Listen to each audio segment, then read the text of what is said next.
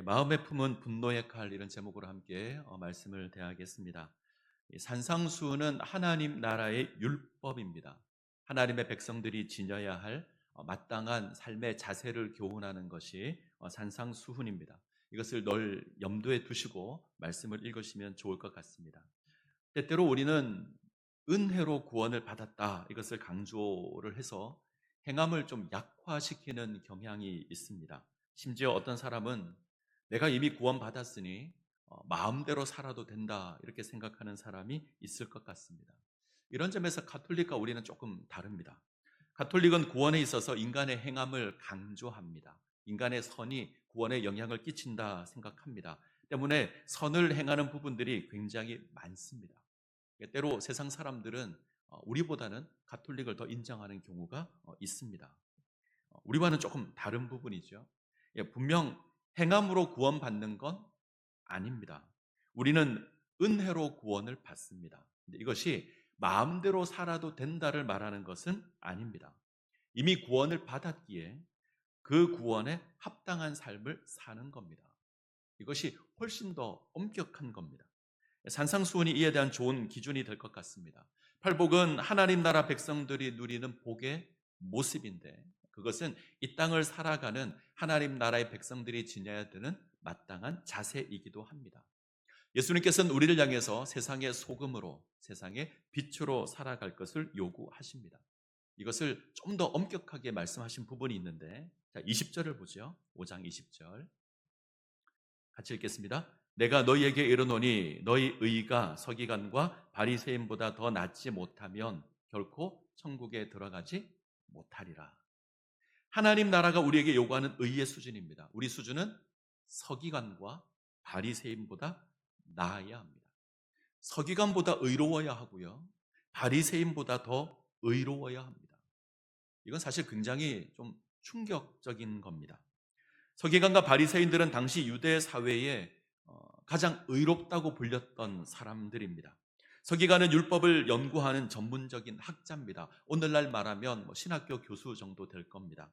바리새인은 서기관들의 가르침을 받아들여서 철저하게 삶에 지키려고 했던 자들이 바리새인들입니다. 그리고 이렇게 사는 게 의롭다 이렇게 기준을 제시했던 사람들이 서기관과 바리새인들입니다. 근데 예수님은 그 서기관보다 그 바리새인보다 더 나은 의를 우리에게 요구합니다. 할 수 있을까? 서기관과 바리새인들은 하나님의 율법을 철저하게 지키려고 했던 사람들입니다.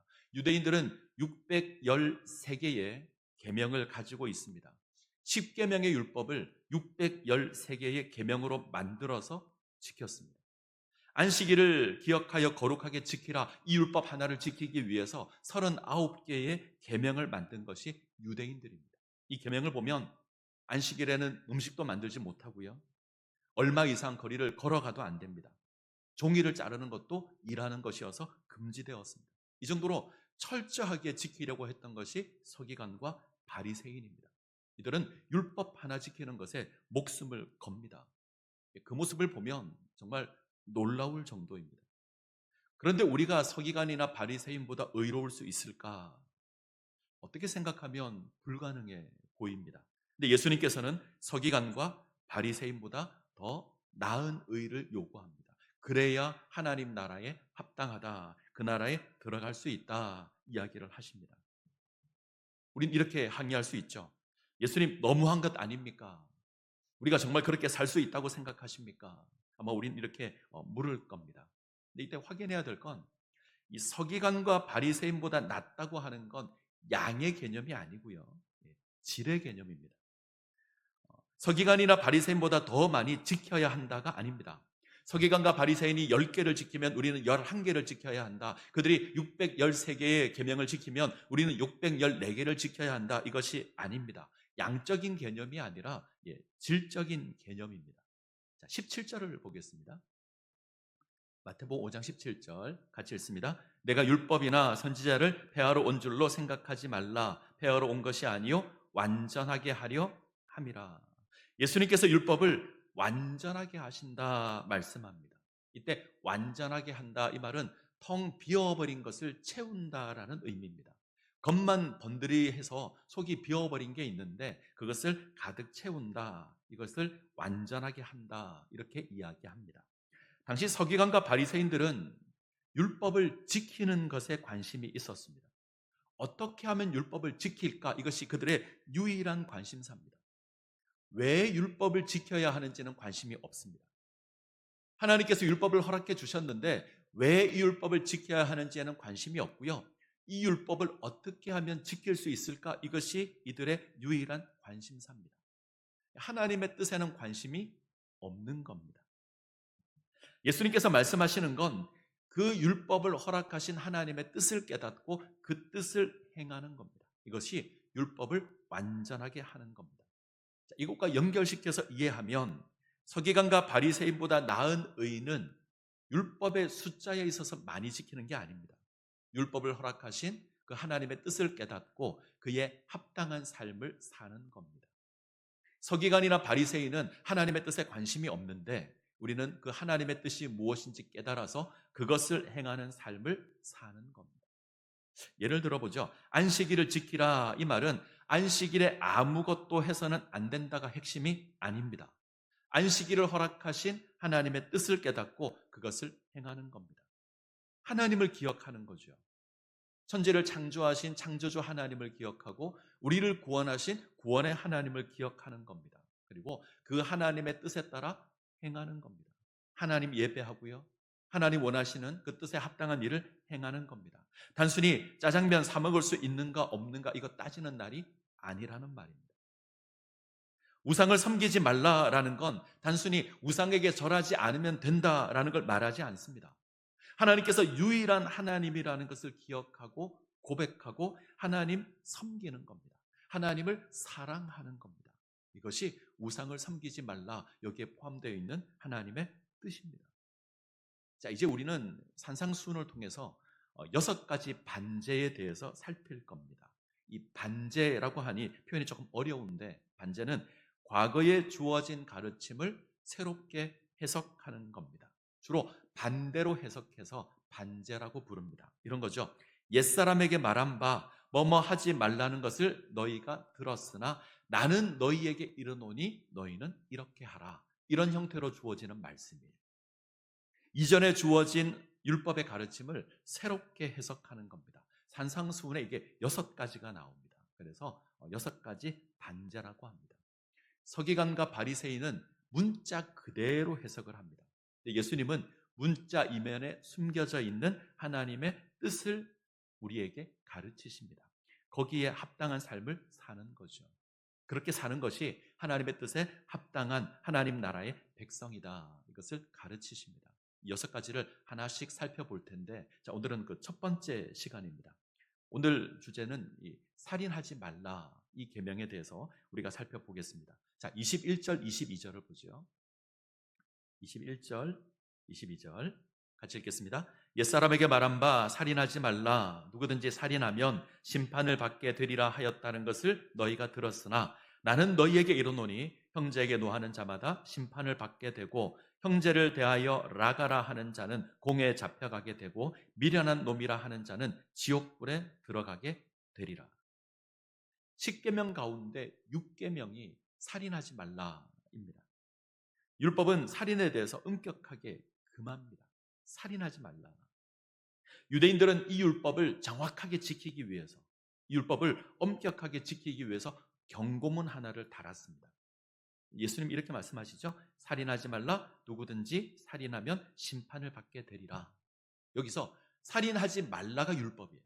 살인하지 말라 해서 선을 끄셔야 합니다. 누구든지 살인하면 심판을 받게 되리라. 이건 유대인들이 붙여놓은 겁니다.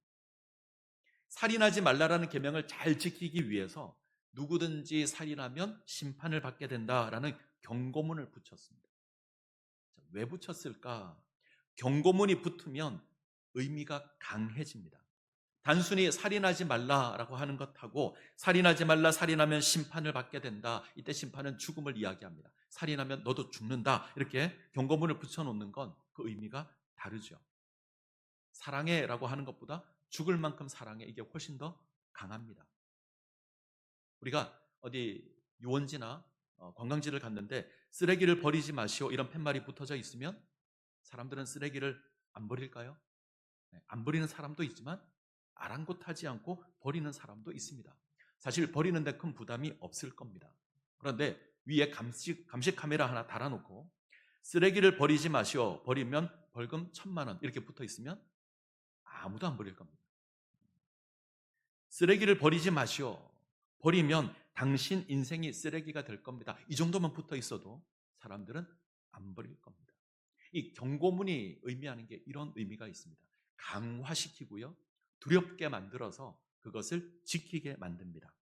숙제해야 해 이것하고 숙제를 안 하면 화장실 청소를 해야 한다 이것하고는 의미가 다르죠.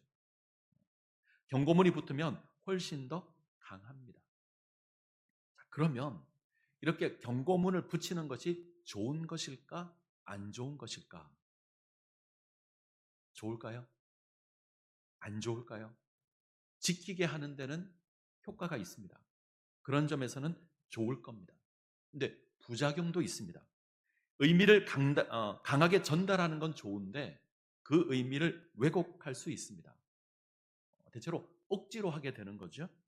숙제를 하는 건 배운 것을 복습하라는 거잖아요. 복습해서 내 것으로 만들라는 겁니다. 그런데 벌 받는 것이 싫어서 억지로 숙제를 할 수 있습니다. 이러면 아무런 효과가 없습니다. 동일한 원리입니다.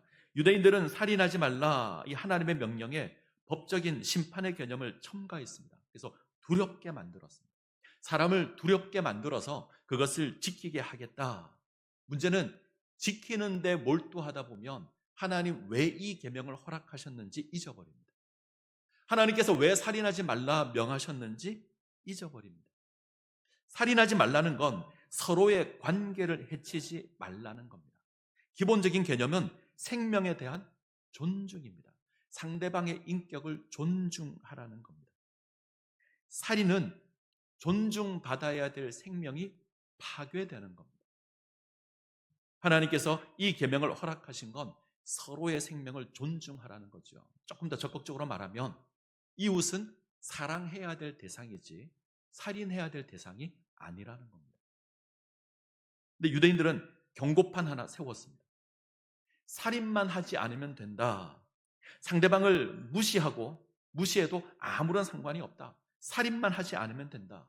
이런 경고판을 하나 세워둔 겁니다. 그래서 하나님께서 이 계명을 허락하신 그 의도와 다르게 되는 겁니다. 자, 22절로 가죠. 22절 다시 읽겠습니다. 나는 너희에게 이르노니 형제에게 노하는 자마다 심판을 받게 되고 형제를 대하여 라가라 하는 자는 공에 잡혀가게 되고 미련한 놈이라 하는 자는 지옥불에 들어가게 되리라. 예수님께서 계명의 의미를 분명하게 선언합니다. 살인만 심판의 대상이 아닙니다. 이때 심판은 죽음을 의미합니다. 살인만 죽음의 대상이 되는 게 아닙니다. 형제를 향해서 분노하는 것 자체가 심판의 대상입니다. 동료를 멸시하고 욕하는 것도 심판의 대상이 됩니다. 형제를 향해서 라가라 하는 자마다 심판을 받게 될 겁니다. 라가라 하는 자가 공에 잡혀가게 되고 미련하다 말하는 자가 지옥불에 들어가게 될 겁니다. 형벌이 다양하게 주어지는데 사실 다 같은 얘기입니다. 심판을 받는다, 공에 잡혀간다, 지옥불에 들어간다, 다 죽음을 의미하는 겁니다. 사람을 죽이는 살인이나 형제에 대해서 라가라고 하는 것이나 형제를 향해서 미련한 놈이라고 하는 것이나 똑같은 심판을 받는다는 겁니다. 분노하여서 상대방의 인격을 무시하고 경멸하면 그 대가가 심판입니다. 라가라는 말은 머리가 비었다 이런 뜻입니다.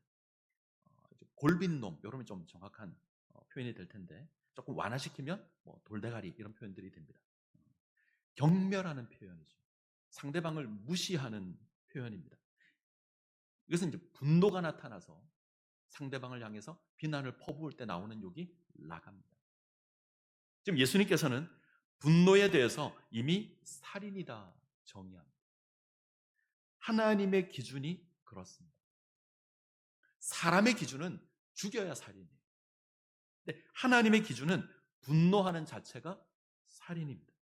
기준이 다릅니다. 사람은 살인만 하지 않으면 살인죄가 아니다라고 생각할 겁니다. 내가 다른 사람을 죽이지만 않으면 육계명을 어기지 않았다 생각할 겁니다. 나는 하나님 앞에서 적어도 이 죄에 대해서는 정당하다 생각할 겁니다. 근데 예수님께서는 분노하는 자체가 살인이라고 하십니다. 인간은 겉으로 드러난 그 행동의 결과만으로 기준을 삼지만 하나님께서는, 예수님께서는 분노하는 마음 자체에 관심을 가지십니다. 분노하는 자체가 문제가 있다는 겁니다. 분노는 다른 사람이 나를 받아들이지 않을 때 생기는 감정입니다. 내 의견을 상대방이 무시할 때, 그것을 악의적으로 반대할 때, 내가 불공정한 대우를 받았다고 생각할 때, 내가 억울하다, 공정하지 못하다 이런 생각이 들 때, 나를 무시했다는 생각이 들 때, 그때 생기는 감정이 분노라는 감정입니다. 이 감정이 생겨나면 상대방의 인격을 존중하지 않습니다. 상대는 더 이상 내가 섬겨야 될 대상이 되지 않습니다. 내가 싸워서 이겨야 될 대상이 되고 내가 억눌러야 할 대상이 됩니다. 그래서 그때부터 철저하게 억누르는 겁니다. 우리는 억울한 일이 당하면 분노라는 감정으로 문제를 해결하려고 합니다. 이 분노는 다른 사람을 죽이는 마음의 칼입니다. 살인은 이것이 극단적으로 드러나는 겁니다. 하나님께서 살인하지 말라 육계명을 허락하신 건 상대방을 존중하라는 겁니다. 상대방을 사랑하라는 겁니다. 생명에 대한 존중을 의미하시는 겁니다. 이웃은 분노의 대상이 아닙니다. 존중의 대상이며 사랑의 대상입니다. 근데 유대인들은 이걸 놓쳐버립니다. 단순히 살인만 하지 않으면 이 계명을 지킨다고 생각합니다. 하나님의 고귀한 의도가 초라한 수준으로 전락한 겁니다. 사람은 하나님의 형상으로 지음을 받았습니다. 하나님의 형상이라는 그 자체가 아주 고귀하다는 의미를 담고 있습니다. 하나님의 형상이라는 건 한마디로 닮았다는 겁니다. 우리가 하나님을 닮았습니다. 그 자체로 존중받아야 합니다. 근데 분노는 하나님의 형상을 무시하는 것이고요, 경멸하는 것입니다. 살인은 하나님의 형상을 죽이는 겁니다. 단순히 사람을 죽이는 것이 아닙니다. 하나님의 형상을 죽이는 겁니다. 그래서 하나님께서 살인을 금지합니다. 창세기 9장 6절을 볼까요? 창세기 9장 6절 같이 읽습니다. 다른 사람의 피를 흘리면 그 사람의 피도 흘릴 것이니 이는 하나님이 자기 형상대로 사람을 지었음이라. 하나님께서 형상대로, 당신의 형상대로 사람을 지으셨습니다. 그래서 죽일 수 없습니다. 하나님께서는 사람을 해하는 것에 대한 분명한 심판을 선언합니다. 사람을 죽이면 그도 죽습니다. 하나님의 형상을 해한 것이기 때문에 그렇습니다. 사람은 하나님의 형상이기에 존중받아야 합니다. 이것을 기억하도록 하나님께서 율법을 주셨는데 살인하지 말라 육계명을 주셨습니다. 이건 사람을 존중하라는 겁니다. 인정하라는 겁니다. 섬기라는 겁니다. 사랑하라는 겁니다. 다른 사람은 나의 분노의 대상이 아닙니다. 그 사람은 하나님의 형상입니다. 내가 섬겨야 하고 내가 세워져야 될 하나님의 형상입니다. 우리가 감히 하나님을 향해서 분노할 수 있습니까? 없잖아요. 그렇다면 하나님의 형상을 향해서도 분노할 수 없습니다. 우리가 하나님을 향해서 라가라 할 수 없습니다. 우리는 하나님의 형상을 향해서도 그렇게 할 수 없습니다. 우리는 하나님의 형상을 향해서 미련한 자라고 할 수 없습니다. 하나님을 향해 할 수 없다면 하나님의 형상을 향해서도 할 수 없습니다. 우리가 하나님의 형상을 향해서 분노하는 마음을 가진다면 그건 그 사람을 죽이는 겁니다. 하나님의 형상을 죽이는 겁니다. 이러면 우리 마음이 굉장히 무겁죠. 나는 실제 살인을 저지른 적이 없지만 지금 하나님의 말씀을 기준으로 하면 우리는 수없이 많은 살인을 저지르고 살아갑니다. 우리는 수없이 많은 분노의 칼을 휘두르며 살아갑니다. 아내를 향해서 휘두르고요, 남편을 향해서 휘두르고요, 자녀를 향해서 휘두릅니다. 부모를 향해서 휘두릅니다. 동료를 향해서, 교회 지체를 향해서 분노의 칼을 휘두릅니다. 더 충격적인 건 대수롭지 않게 생각합니다. 그럴 수 있다고 생각합니다. 아무 문제 없다고 생각합니다. 내가 실제로 죽인 게 아니니까. 우리가 분노하고 그것을 인해서 내가 죽을 죄를 지었다고 생각하지 않습니다. 우리는 언제나 내가 옳았다고 생각하고 대수롭지 않은 것이라 생각합니다. 더구나 눈에 드러나는 것이 아니라고 생각하면 더더욱 그렇게 생각합니다. 내가 폭력을 행사한 것도 아니고 내가 살인을 저지른 것도 아니고. 근데 하나님 나라에서 분노는 살인입니다. 하나님의 형상을 인정하지 않고 경멸하는 겁니다. 하나님께서 심판하실 겁니다. 사람들이 하나님의 형상을 보면서 분노하는 건, 우리 가운데 분노가 있는 건 서로의 모습을 통해서 하나님의 형상이 잘 안 보여서 그렇습니다. 인간은 죄로 말미암아 하나님의 형상이 왜곡되었습니다. 우리는 더 이상 서로의 모습을 통해서 하나님의 형상을 확인하지 못합니다. 때문에 아무런 주저함 없이 분노의 칼을 휘두릅니다. 근데 우리는 예수 그리스도로 말미암아 죄가 사해졌습니다. 하나님 나라의 백성이 되었습니다. 하나님과의 관계가 회복되었습니다. 우리는 하나님 나라에 속해 있고 그것을 누리는 자입니다. 무슨 말이냐면 하나님의 형상이 회복된 자들입니다. 우리와 함께 신앙생활하는 우리의 지체는 모두가 하나님의 형상입니다. 우리는 그 누구를 향해서도 분노의 칼을 휘두를 수 없습니다. 그 누구를 향해서도 분노할 수 없습니다. 우리는 서로의 모습을 통하여 하나님의 형상을 보아야 하고 그 형상을 섬겨야 하고요, 대접해야 합니다. 형제는 분노의 대상이 아니라 사랑의 대상입니다. 때문에 우리에게 있는 분노의 칼을 거두어야 하고 화해해야 합니다. 이것은 그 어떤 일보다 중요하고 그 어떤 일보다 우선시 되어야 합니다. 심지어 하나님께 예배드리는 것보다, 하나님께 제사하는 것보다 훨씬 더 우선되어야 합니다. 자, 23절, 24절을 보죠. 23절, 24절 같이 읽겠습니다. 그러므로 예물을 제단에 드리려다가 거기서 내 형제에게 원망 들을 만한 일이 있는 것이 생각나거든 예물을 제단 앞에 두고 먼저 가서 형제와 화목하고 그 후에 와서 예물을 드리라. 내가 살인죄를 지었는데 하나님 앞에 와서 떳떳하게 예배할 수 없습니다. 오늘 본문에 제사의 종류가 드러나진 않지만 제 개인 생각으로는 속죄제로 보입니다. 죄를 사하는 제사입니다. 유대인들은 자신의 잘못, 특별히 다른 사람에 대한 죄에 대해서 하나님께 제사를 드리면 끝난다고 생각을 했습니다. 내가 속죄제를 드리면 그 문제는 해결되었다고 생각합니다. 우리로 표현하면 회개 기도하면 끝이라고 생각합니다.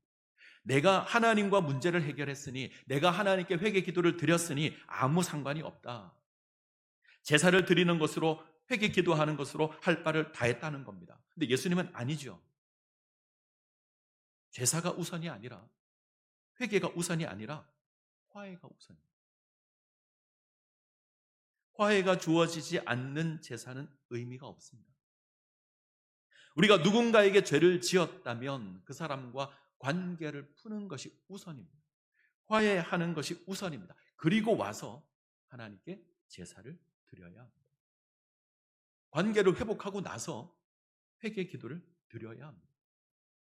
온전한 화해가 주어지지 않는 제사는 아무런 의미가 없습니다.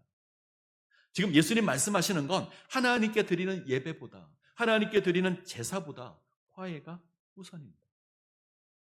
하나님께서는 화해하지 않는 분노의 마음으로 드리는 예배 기뻐하지 않으십니다. 우리는 예배가 더 중요하다고 생각합니다. 그래서 전날 진탕 싸우고도 주일이 되면 아무 일 없다는 듯이 평안한 모습으로 교회 와서 예배를 드립니다. 전날 싸웠는데 문제가 해결되지 않은데 우리는 아무런 표정 변화 없이 교회에 와서 예배를 드립니다. 이러한 예배는 하나님 기뻐하지 않으실 겁니다. 우리가 예배하는 것으로 문제가 해결되지 않습니다. 우리가 하나님께 회개하는 것으로 문제가 해결되지 않습니다. 관계를 먼저 푸셔야 합니다. 이것이 우선입니다. 5장 25절, 26절 볼까요? 같이 읽습니다. 너를 고발하는 자와 함께 길에 있을 때에 급히 사화하라. 그 고발하는 자가 너를 재판관에게 내어주고 재판관이 옥리에게 내어주어 옥에 가둘까 염려하라. 진실로 네게 이르노니 네가 한 푼이라도 남김없이 다 갚기 전에는 결코 거기서 나오지 못하리라. 마음에 원망이 있는 사람과 함께 길을 가고 있다면 화해해야 합니다. 분노의 문제를 해결하셔야 합니다. 한 푼이라도 남김없이 갚아야 합니다. 화해하는 일에 있어서 어떠한 대가를 치르더라도 그것을 감당하라는 겁니다. 할 수 있는 모든 방법으로 화해하셔야 합니다. 하나님의 형상을 얻는 일입니다. 오늘 본문에 주목할 건 형제라는 단어입니다. 오늘 본문에 형제라는 표현이 계속 반복됩니다. 형제에게 노하는 자마다, 형제에게 라가라고 하는 자마다, 형제에게 원망 들을 만한 일이 있는 줄 생각나거든. 이 말의 의미가 뭐죠? 이 분노의 대상이 멀리 있는 사람이 아닙니다. 나와 가까운 사람. 아마 믿음의 공동체인 교회와 관련되어 있을 겁니다. 확인할 수는 없지만 마태복음을 받는 수신자들이 속한 이 신앙의 공동체가 다툼과 분쟁이 있었던 것으로 보입니다. 그것을 인해서 관계가 흔들리고 있습니다. 마태복음뿐만이 아니죠. 이 마태복음의 독자뿐만이 아닙니다. 초대교회 대부분의 교회가 이 문제를 겪고 있습니다. 특별히 고린도 교회는 아주 분당을 지어서 싸웠습니다. 이들에게 오늘 예수님의 말씀은 충격일 겁니다. 형제를 미워하는 것이 살인입니다. 형제에게 분을 바라는 것이 살인입니다. 오늘날 교회 역시 동일할 겁니다. 교회가 소란하면 늘 언제나 다툼과 분쟁이 있습니다. 우리는 하나님의 교회에서 분노의 칼을 휘두르기를 주저하지 않습니다. 그것이 얼마나 심각한 것인지 생각하지 않고 칼을 휘두릅니다. 하나님의 형상을 죽이는 것인데. 그리고 예배 시간에 거룩하게 예배를 드립니다. 하나님 이 예배 받지 않으실 겁니다. 이런 예배는 아무런 의미가 없습니다. 하나님 눈 가리실 거고요. 하나님 귀 막으실 겁니다. 우리 하나님 긍휼을 원하는 하나님이시지, 하나 되기를 원하는 하나님이시지, 분야라고 다투는 것을 좋아하시는 하나님은 아니십니다. 에베소서 2장에서 바울은 우리를 향해서 예수 그리스도의 십자가로 하나로 부름을 입었다.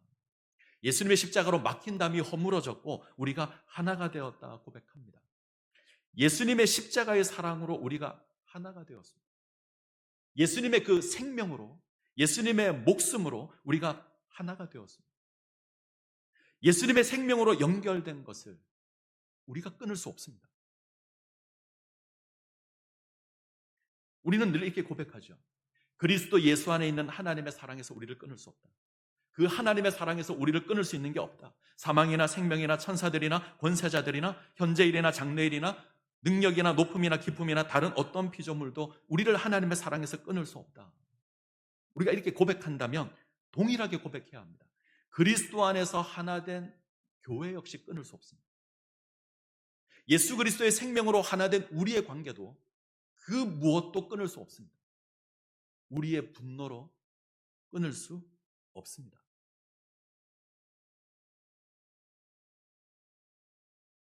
형제를 향한 분노로 이 관계를 끊으려는 우리의 시도를, 그 시도를 끊어야 합니다. 서로를 인정해야 하고요. 서로를 사랑함으로 하나가 되어야 합니다. 아프리카 정글을 탐험한 학자들이 있었습니다. 이들이 재밌는 실험을 하나 했는데 수없이 많은 동물들이 사는데 한 종류씩 없애보기로 생각을 했어요. 그래서 일정 지역을 정해놓고 이제 그 특정한 동물들을 이제 빼는 거죠. 먼저 새를 없애봤습니다. 평상시에 시끄러운 소리를 내고 이러니 새를 한번 없애봤습니다. 그랬더니 새소리가 없는 정글은 마치 공동묘지 같았답니다. 다음으로는 원숭이를 쫓아내봤습니다. 가지를 옮겨 다니면서 그것을 꺾어버리는 이 원숭이를 쫓아버리면 나무가 더 잘 자라지 않을까. 근데 원숭이가 떠나버리자 숲의 나무들은 서로 엉키고 덮여서 나무들이 썩어가기 시작을 했습니다. 마지막으로 징그러운 뱀을 제거해봤습니다. 뱀이 없으면 정글이 두려운 곳이 아닐 것 같다. 그래서 뱀을 없애봤습니다. 자, 뱀을 없애니 쥐들이 날뛰기 시작을 했고요. 쥐가 많아지니 이제 해충을 잡아먹던 벌레들이 다 사라져서 숲이 이제 병들어가기 시작을 했습니다. 실험을 통해서 학자들이 결론을 내렸습니다. 모든 것이 공존할 때 건강하고 질서가 잡힌다. 하나님께서 서로 돕고 공존하며 그 관계를 이루도록 우리를 부르셨습니다. 우리 가운데 그 누구도 쓸데없는 자가 없고요. 우리 가운데 그 누구도 필요 없는 자가 없습니다. 우리가 함께 할 때 우리 공동체가 가장 온전할 겁니다. 우리가 서로 다르고 나와 생각하는 게 다르고 말하는 게 다르고 행동하는 것이 다른데 그 다름이 우리를 세워가는 겁니다. 한번 생각해 보시죠. 저희 창신제일교회에 주호영 목사 같은 사람만 다 있다. 모든 사람이 주호영 목사 같다. 재미없을 거예요. 아마 숨이 막힐지도 모릅니다. 다양한 사람들이 있어서 교회가 아름답고 교회가 귀한 겁니다. 중요한 건 이 다양한 사람들이 서로를 섬겨가야 되고 서로를 사랑해야 합니다. 하나님의 형상으로 인정해야 합니다. 그때 이 교회가 온전한 모습으로 세워지게 될 겁니다.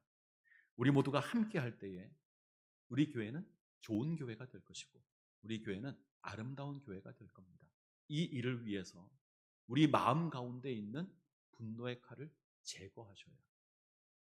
도리어 하나님께서 보여주신 그 사랑으로 용납하고 섬기시고 하나님의 형상으로 대접하셔야 합니다. 그때 우리가 온전해질 것이고요. 우리 믿음의 공동체가 온전하게 세워지게 될 겁니다. 은혜 가운데 세워지시기를 간절히 소원합니다. 기도하시겠습니다.